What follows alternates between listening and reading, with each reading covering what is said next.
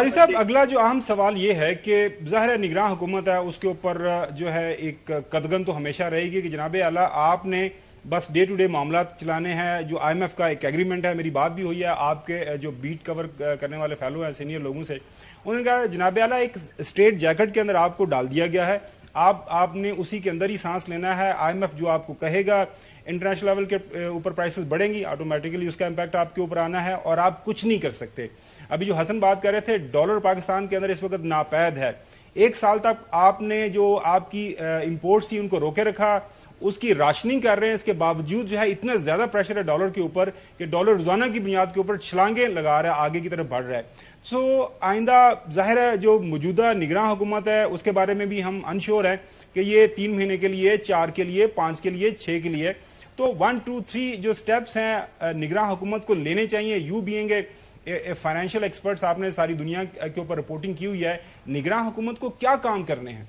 भाई सबसे पहले तो ये है कि खर्च अखराजात की बहुत भरपूर तौर पे और जिसे कहते हैं ना वॉर फुटिंग, उस पे कमी की जाए। अगर साबका हुकूमत तरक्याती फंड अपने सियासतदानों को या मेंबर्स पार्लियामेंट के लोगों को देकर गई है तो उस पे फौरन उसके ऊपर एक भरपूर रिस्ट्रिक्शन होनी चाहिए। ये जो जाते जाते पिछले 1-2 महीने में अजीब एक मजाक के जी लाहौर से बहावलनगर की मोटरवे 265 अरब रुपए की उसका ऐलान करके चले गए साबिक वज़ीर आज़म। 10 अरब रुपए या इससे ज्यादा की रकम मीडिया में आई है कि जी लैपटॉप आप तकसीम कर रहे हैं। ये कहाँ से पैसा आ रहा है? आप अपनी जेब से तो नहीं देके गए। ये पैसा जो है ये एक ऐसे वक्त पे आप पाकिस्तान के खजाने से पैसे इस किस्म के कामों पे अपनी सियासत चमकाने के लिए बज़ाहिर आप डेडिकेट कर रहे हैं, जबकि मुल्क में भूख अफलास का मामला है। तो फौरन नए वज़ीर आज़म और नई काबीना को इस किस्म के खर्चों पे फौरन एक बिल्कुल टाइट रिस्ट्रिक्शन लगानी चाहिए, नंबर 1।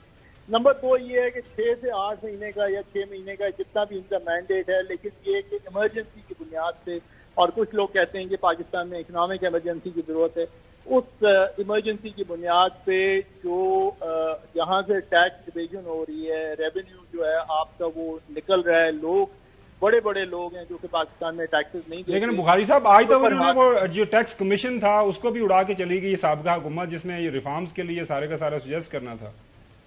भाई बात यह है कि पाकिस्तान में ये रिफॉर्म्स और कमीशन तो बेशुमार तारीखी इतबार से बने हैं, वो ऐसा कमीशन क्या जिसके ऊपर अमल ना हो। यही किस्सा पाकिस्तान में काफी अरसे से चला आ रहा है। पाकिस्तान की इस्लाह का रास्ता जो है वो रास्ता सब जानते हैं, करेगा कौन? तो बुखारी साहब ये बताइएगा कि जो IMF का डिसिप्लिन है इससे तो बाहर नहीं निकला जा सकता। इसके अंदर रहते हुए आप समझते हैं कि ऐसे भी कोई इकदाम हो सकते हैं कि हम IMF के डिसिप्लिन के अंदर भी रहें और आवाम को रिलीफ भी दे सके? बिल्कुल, ऐसी पॉसिबिलिटी है? देखें, आप अपने बजट को बैलेंस करना शुरू करें तो आपके पास फिस्कल स्पेस आएगी। फिस्कल स्पेस आएगी तो उसे आप लोगों की भलाई के लिए इस्तेमाल कर सकते हैं। ये कोई मतलब कोई आइंस्टाइन का फॉर्मूला नहीं है कि समझ ना आए। और IMF एक ओवरऑल नंबर्स को आपको देखता है, वो ये नहीं कहता कि जी आप अपने अस्पतालों में इतने फीसद लगाएंगे बजट का और तालीम पे इतने फीसद लगाएंगे। वो तो कहते हैं कि आप अपने जराए बढ़ाएं। अगर आप जराए अपने बढ़ा लेते हैं आप करके, तो उसके बाद ये काम हो सकते हैं। और वेस्टेजेस बहुत ज्यादा हो रही हैं पब्लिक सेक्टर में, जो बड़े बड़े इदारे हैं। अब ये मुझे नहीं इल्म कि ये 6 महीने में ये हो सकता है या ये 2-4 साल के एक्सरसाइज है, लेकिन करना पड़ेगा पाकिस्तान की बका। बिल्कुल सही फरमा रहे हैं। अच्छा चौधरी साहब, आपने कुछ सवाल पूछना है? नहीं, सवाल तो ये पूछना है कि अब हम यानी आम आदमी की तौर पर से पूछ रहे हैं कि आया कल परसों तरसों कोई लोगों की हालत में बेहतरी, कोई मुल्क की इकॉनमी की बेहतरी, कोई इकोनॉमिक एक्टिविटी जनरेट हो, जो फैक्ट्रियां सारियां बंद हो गई हैं, जो इंपोर्ट पर इन्हिसार हो गया था और एक्सपोर्ट और एबल सरप्लस यहाँ पैदा नहीं हो रहा, तो इन सवालों के लिए कोई मैकेनिज्म, कोई तरीकाकार, कोई प्रोग्राम, कोई प्लान, कोई एजेंडा कोई है या फाड़ो ही चलेगा? चौधरी साहब, अगर हम उसी रास्ते पे चलते रहे जिस रास्ते पे गुज़िश्ता चंद महीनों में साबका हुकूमत ने हमें डाला है, तो फिर खैर नहीं।